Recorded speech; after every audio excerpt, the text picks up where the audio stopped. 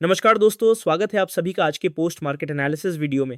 दोस्तों फाइनली आज अगस्त की एक्सपायरी आज हो गई और इस फाइनेंशियल ईयर 2026-27 में 24,000 के ऊपर एक्सपायरी हुई है।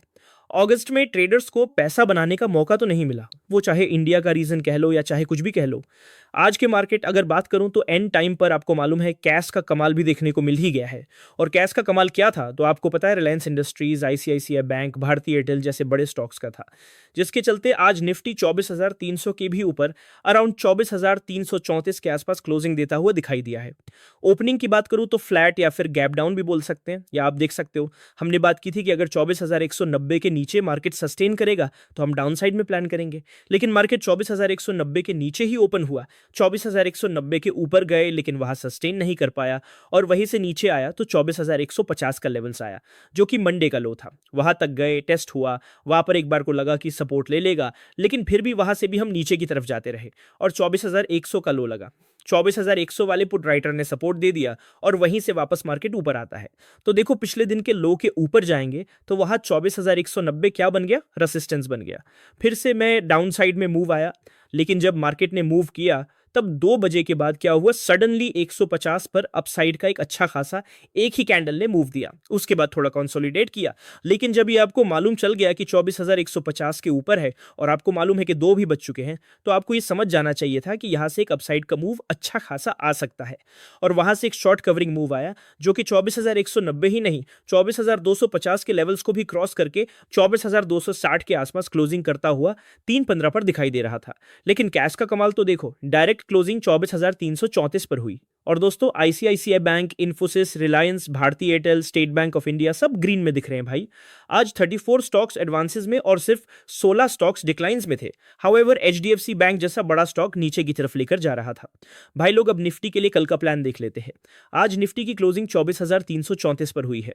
कल अप साइड में सबसे पहले 24,334 को क्रॉस करके सस्टेन करना इंपॉर्टेंट है। अगर मार्केट 24,334 के ऊपर एक्सेप्ट करता है तो 24,400 का नेक्स्ट लेवल रहेगा।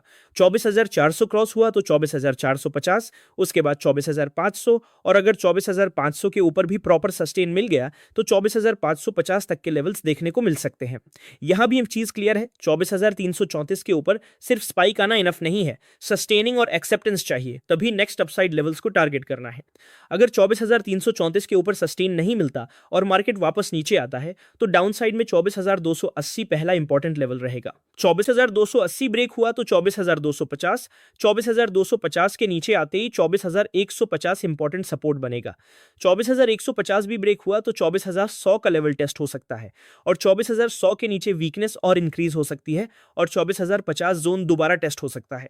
इसलिए निफ्टी में कल का कंप्लीट रेंज बहुत क्लियरली डिफाइंड है और एक इंपॉर्टेंट फैक्टर कल क्रूड ऑयल भी रहेगा। आज का फाइनल मूव सिर्फ कैश बाइंग की वजह से नहीं था, क्रूड ऑयल का मूव भी मार्केट सेंटीमेंट के लिए इंपॉर्टेंट रहा, इसलिए कल निफ्टी के लेवल्स के साथ क्रूड को भी मॉनिटर करना है।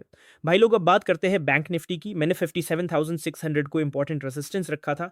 मार्केट 57,600 के ऊपर गया, लेकिन वहां कंटिन्यूसली 2 कैंडल्स क्लोज नहीं कर पाई, इसलिए प्रॉपर ब्रेकआउट कंफर्म नहीं हुआ। नीचे 57,400 को हमने इंपॉर्टेंट सपोर्ट बताया था और ये लेवल पूरे सेशन में सपोर्ट देता रहा। अगर 57,400 ब्रेक होता तो 57,230 तक का डाउनसाइड पॉसिबल था। आज 57,230 ने भी स्ट्रॉन्ग सपोर्ट दिया और फर्स्ट कैंडल में ही बैंक निफ्टी ने 57,230 का लो बना दिया।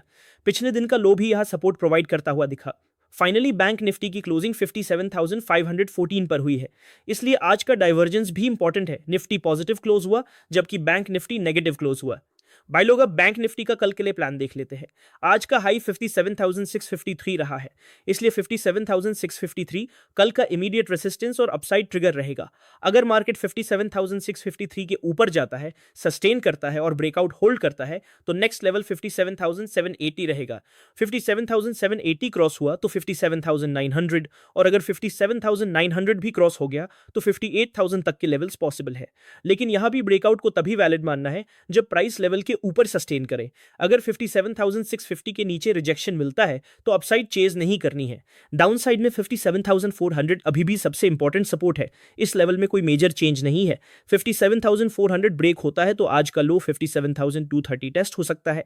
57,230 ब्रेक हुआ तो 57,100 का लेवल आएगा और 57,100 के नीचे 57,000 तक का डाउन साइड पॉसिबल है।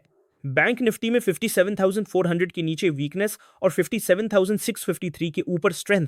कल का ब्रॉड सेटअप इतना सिंपल रहेगा। और क्योंकि आज बैंक निफ्टी के कंपैरिजन में वीक क्लोज हुआ है, कल ये देखना इंपॉर्टेंट होगा कि बैंक निफ्टी भी निफ्टी की स्ट्रेंथ को कंफर्म करता है या नहीं। अगर निफ्टी ऊपर जा रहा है लेकिन बैंक निफ्टी 57,650 रिक्लेम नहीं कर पा रहा, तो अपसाइड में कॉशन रखना होगा। भाई लोग, अब बात करते हैं सेंसेक्स की। 77,200 पिछले दिन का लो था और इस लेवल ने स्ट्रॉन्ग सपोर्ट दिया। जैसे ही सेंसेक्स 77,200 के ऊपर सस्टेन करने लगा, अपसाइड में 77,550 और उसके बाद 77,650 के लेवल्स देखने को मिले। मेरे हिसाब से 77,550 को ज्यादा इंपॉर्टेंस देनी चाहिए, क्योंकि 3:15 के अराउंड एक्चुअल मार्केट क्लोजिंग इसी जोन में थी। बाद में कैश मार्केट के मूव की वजह से फाइनल क्लोजिंग और ऊपर दिखी। भाई लोग, अब कल के लिए लेवल्स को प्रॉपर्ली मार्क कर लेते हैं। सेंसेक्स का आज का हाई 77,656 है और क्लोजिंग भी इसी के आसपास हुई है, इसलिए 77,656 को रिस्पेक्ट करना है। जब तक इसके ऊपर ब्रेकआउट और सस्टेन नहीं मिलता, तब तक फ्रेश अपसाइड को अग्रेसिवली नहीं देखना है। अगर 77,656 के ऊपर सस्टेन मिलता है तो नेक्स्ट लेवल 77,800 का रहेगा, उसके बाद 77,900, और अगर 77,900 भी क्रॉस होता है तो 77,100 तक के लेवल्स पॉसिबल है।